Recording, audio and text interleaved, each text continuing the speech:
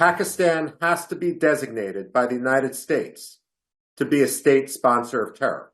Pakistan started the conflict with its support for terrorism. Indians were the victim of terrorism. Asim Munir should understand that the first rule of hole digging is when you're in a hole, stop digging. We haven't designated Pakistan itself as a state sponsor of terror. We see Prime Minister Modi and others across the Indian political spectrum doing is rallying to the realization that all Indians are under threat. Well, I'm sorry, Mr. Munir. The fact of the matter is they live together successfully in India. Michael Rubin, thank you so much for talking to ANI. How do you assess the current tension, at this point that's happening between the two countries, India and Pakistan? Look, there is no moral equivalence between the two countries. Pakistan started the conflict with its support for terrorism. Indians were the victim of terrorism. While I was initially critical that Prime Minister Modi had taken so long to respond, in hindsight, it's clear that the Indian military was carefully planning, and the Indian military has shown itself to be far more capable. Pakistan is thrashing about, looking for a way to save face. But Asim Munir should understand that the first rule of hole digging is when you're in a hole, stop digging. As we look forward, while Pakistan is trying to perhaps ramp up tension in the hope that external diplomats while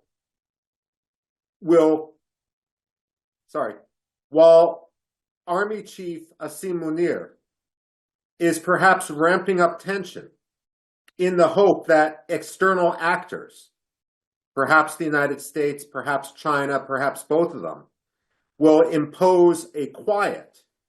The fact of the matter now, looking forward, there can only be one metric by which we look at the diplomatic solution to this issue. Pakistan has to be designated by the United States to be a state sponsor of terror. The fact that Pakistan, on one hand, sought plausible deniability for the actions of terrorists, but on the other hand is rallying to their defense, should be troubling to everyone in the world and eye-opening as well about the true nature of the Pakistani regime. Right. You did talk about, U.S. must go out there and designate Pakistan. Lashkar-e-Toiba is that wing that the U.S. has done in the past. But, those at the funeral prayers across Pakistan, since the first missile attack happened from the Indian side, there were Lashkar-e-Toiba terrorists coming out there and attending those prayers. So these are U.S. designated outfits. Given U.S.'s zero tolerance policy on terrorism, do you think it's time to pressurize Pakistan? Do you think the government must pressurize Pakistan and give them that India also has that right to defend themselves as other nations have the right to defend themselves against terrorism? First of all, let me clarify. While the United States has previously designated individual terrorist groups like Lashkar-e-Taiba, we haven't designated Pakistan itself as a state sponsor of terror. It's time to stop designating the tentacles of the octopus and designate its head, period. Now, beyond that, absolutely, the United States should side unequivocally with India. The job of any democratic leader is to protect its citizenry. And what we see Prime Minister Modi and others across the Indian political spectrum doing is rallying to the realization that all Indians are under threat. Before this started, Asim Munir gave away his goal. He argued that Hindus and Muslims should not be able to live together. Well, I'm sorry, Mr. Munir. The fact of the matter is they live together successfully in India. And the only reason that they no longer live successfully together in Pakistan is because Pakistan has systematically driven its minorities out of the country. Pakistan, where are your Sikhs? Pakistan, where are your Hindus? Pakistan, why are your Christians fleeing? The fact of the matter is, every time Pakistan fails inwardly, in terms of corruption, in terms of economy, in terms of society, its leadership turns its guns on its own minorities in order to distract the Pakistani people from the government's own failings. That is the playbook of a failed state. Fortunately, India has a different playbook, one in which all Indians thrive, and in which they openly discuss their issues and resolve them. Right. Now, we not only just saw terrorists coming out, and attending funeral prayers, but we also saw Pakistani army leadership leading funeral prayers of terrorists that were killed in the Indian missile strikes. What is your position on that? How do you see all of this? Well, let me put it this way.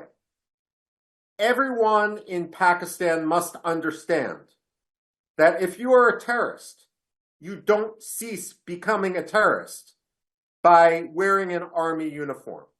The army uniform is not a way.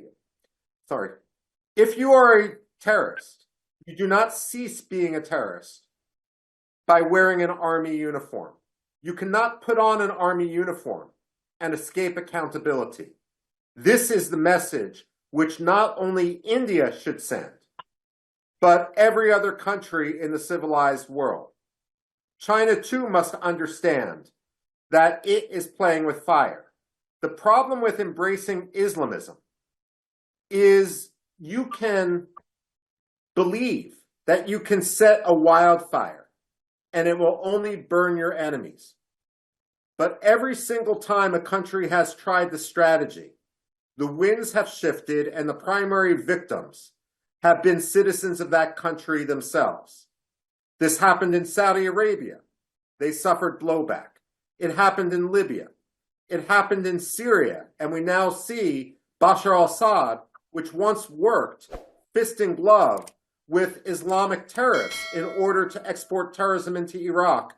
We saw that those same terrorists led to his downfall. Frankly, it's going to happen to Recep Tayyip Erdogan. Now, when the Pakistani military argues that they need billions of dollars because they suffer terrorism too, what they are not saying is that they themselves are the sponsors of that terrorism. You don't give an arsonist a can of gasoline. You don't give Pakistan another $1 billion at the IMF. It's the same thing. Right. Michael, what role does nuclear deterrence play in limiting how far this conflict might escalate? What is your opinion or your impression on that? Well, first of all, of course, the fact that both India and Pakistan are nuclear powers is a real worry. But unlike in 1999 with the Kargil War, now both India and Pakistan have a doctrine for the use of nuclear weapons. They have controls. They have a procedure. So unlike in 1999, there's no longer a fear that a single man could get angry, could be mentally unstable, could be like Asim Munir, and in order to save face, orders an attack. But behind the scenes, make no mistake, the reason why so many countries are going to be involved in trying to find a resolution is because of the fear of nuclear escalation. The danger here for India is this. If India self-deters, if they say the fear of escalation is reason not to engage, that itself would be a green light for Pakistan to continue terrorism. This is why I say that any negotiated solution, any stepping back from the brink in this case, has to involve Pakistan being designated a state sponsor of terror. Now, of course, Pakistani diplomats will take umbrage with this, but the answer to Pakistani diplomats should be the same answer that's given to every other country that has been designated a state sponsor of terror. For example, in the past, the government of Sudan. If you don't want to be a state sponsor of terror, stop sponsoring terrorism. It's that simple. Other countries have removed themselves from the list. Pakistan could too, but they need to engage in real reform. Right. Now, let's just look a little, into the domestic politics that is playing in these two countries. How are domestic politics in both countries, India and Pakistan, influencing the leadership decisions regarding this conflict? Well, look, India is a democracy, and India is acting logically.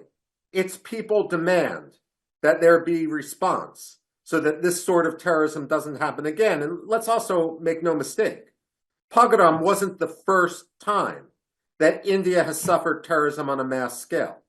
Within Pakistan, the dynamic is different. Pakistan truly turned towards radical Islamism in 1971 after the loss of Bangladesh. Because Pakistan, unlike India, has always been an artificial state. Jinnah believed that Pakistan would be an Islamic state, but in reality, he died young, and Pakistan is an amalgam of different nationalities, each of which have their identities.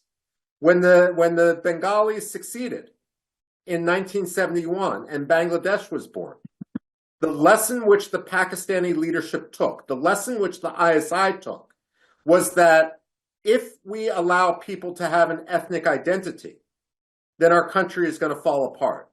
We need to replace that identity with another identity based only on religion, because that's going to be the glue that holds our country together. It really is a devil's bargain. The problem in Pakistan today, however, is that the embrace of Islam which they take, first of all, simply provides cover for corrupt governance. Second of all, many Pakistanis resent the fact that for all of the Pakistani leaders' discussion of Islam, in reality, it's a Punjabi dictatorship. And whenever the Pashtun or the Baluch or the Sindhis or anyone else complains, Pakistan's response is either to start a war or to increase radical Islamism. It's a never-ending cycle, which is going to lead to disaster. Hopefully not for the world, but certainly for Pakistan and all Pakistanis. Right. Now, how are the third parties like, different countries, including the United States, China, and Russia responding to this situation that's developing every minute? Well, first of all, China, I don't think, will be able to respond too productively, simply because China has very, very good relations with Pakistan, but not so much with India.